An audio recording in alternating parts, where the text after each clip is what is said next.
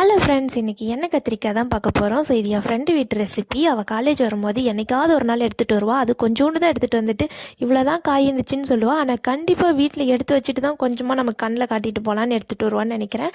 So இன்றைக்கி அந்த cravings வந்ததுனால செய்யலாம் அப்படின்னு சொல்லிட்டு நானே செய்ய ஆரம்பிச்சிட்டேன். கத்திரிக்காய் நல்லா வாஷ் பண்ணிட்டு கழுவி எடுத்து வச்சு அடுப்பில் கடாய் வச்சுட்டு கடாய் சூடானதுக்கப்புறமா நம்ம எண்ணெய் கொஞ்சம் தூக்கலாகவே விட்டுக்கலாம். கடுகு, சோம்பு, சீரகம், கறிவேப்பிலை, சின்ன வெங்காயம் நிறையா போட்டுக்கலாம். அடுத்தது இஞ்சி பூண்டு பேஸ்ட் நல்லா போட்டு நல்லா கலரி கொடுப்போம். நல்லா வதங்கி வந்ததுக்கப்புறமா ஒரு 2 தக்காளி சேர்த்துக்கலாம். தக்காளி நல்லா டக்குன்னு வதங்கி வரதுக்கு உப்பு தேவையான அளவு சேர்த்துக்கலாம். அடுத்தது மசாலாவுக்கு மஞ்சத்தூள், மிளகாய்த்தூள், மல்லித்தூள், கறி மசாலா வீட்டில் செஞ்சதை அரைச்சதை நான் சேர்த்துட்டேன். நீங்கள் கடையில் வாங்கினது கூட சேர்த்துக்கலாம். இப்போ மசாலாலாம் நல்லா எண்ணெய் பிரிஞ்சு வந்ததுக்கு அப்புறமா நம்ம கத்திரிக்காய் சேர்த்துக்கலாம். சின்ன கத்திரிக்காவாக இருந்தால் அதை நீங்கள் முழுசாக கூட போட்டுக்கலாம். இல்லை பெருசாக இருந்துச்சுன்னா இந்த மாதிரி வால்வாலாக சேர்த்து போட்டுக்கலாம். அவங்க வீட்டில் இந்த மாதிரி தான் செஞ்சு கொடுப்பாங்க.